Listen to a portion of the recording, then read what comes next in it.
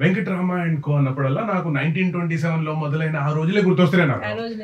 So నాకు ఒక్కసారి మమ్మల్ని మళ్ళీ ఆ జనరేషన్లోకి తీసుకెళ్ళి అసలు ఆ టైంలోకి తీసుకెళ్ళి ఎంత పెట్టుబడి పెట్టుంటారు, ఎలా మొదలెట్టుంటారు, ఒకసారి ఆ స్టోరీ చెప్పండి మాకు. సేవ, ఆయన వ్యాపార దక్షత కలవారు. ఆయన ఫస్ట్ నడుస్తూ క్యాలెండర్లు పవర్పేట దగ్గర అమ్మేవారని విన్నాను. తలపాగా కట్టుకొని పంచే మోకాల వరకు వేసుకుని కండువా వేసుకొని రైల్వే స్టేషన్ దగ్గర ఇదివరకు మెల్లగా వెళ్ళే ట్రైన్స్ ఉండేవి కదా, అందులో ఎక్కువగా ఆయన తిరిగి పుస్తకాలు అవన్నీ ఆయన స్వయంగా అమ్మి రూపాయి లాభం ఆర్జించకుండా ఎన్నో సాంఘిక సేవలు చేస్తూ సమాజ సేవలు చేస్తూ ఆయన వ్యాపారాన్ని డెవలప్ చేస్తూ వచ్చారు.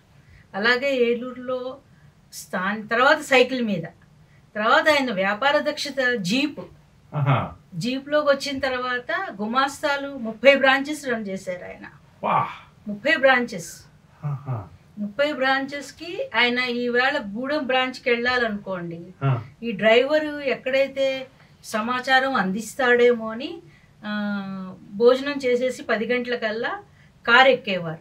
గూడెం అన్నారు కదండి అనేవాట డ్రైవర్, ఇటుపక్క విజయవాడ పోని అనేవారట.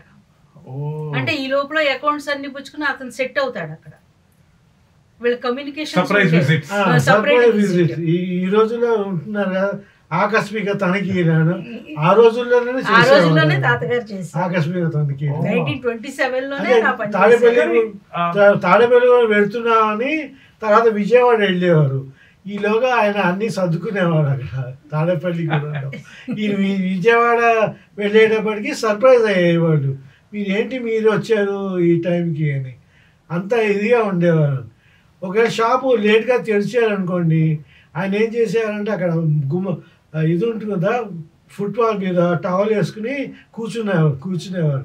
నిద్ర వస్తే అక్కడే పడుకునేవారు. అప్పుడు టెలిఫోన్స్ అవన్నీ చాలా తక్కువగా ఉండేవి కదా, మనిషి వెళ్ళేవాడు, వీళ్ళు పంతులు గారు వచ్చారు విజయవాడ ఆఫీస్కి అని.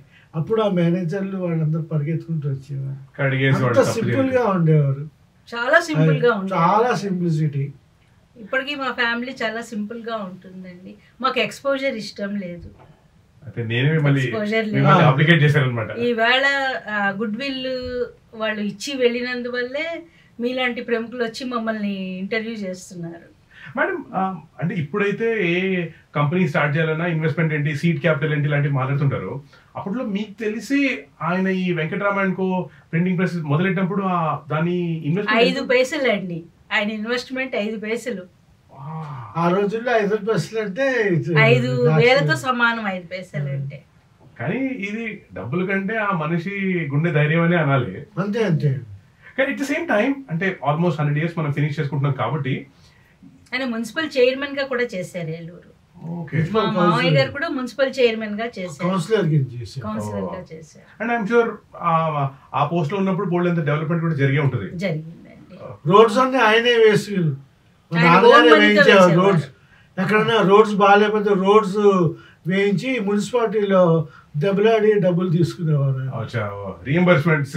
అది అసలు ఏం ఒకరిని ఇచ్చేయడం కానీ వీళ్ళందరూ ఎలక్షన్స్ టైంలో ఇంటికి వస్తే ఈయన పార్టీ ఫండ్లు కూడా ఇచ్చేవారు.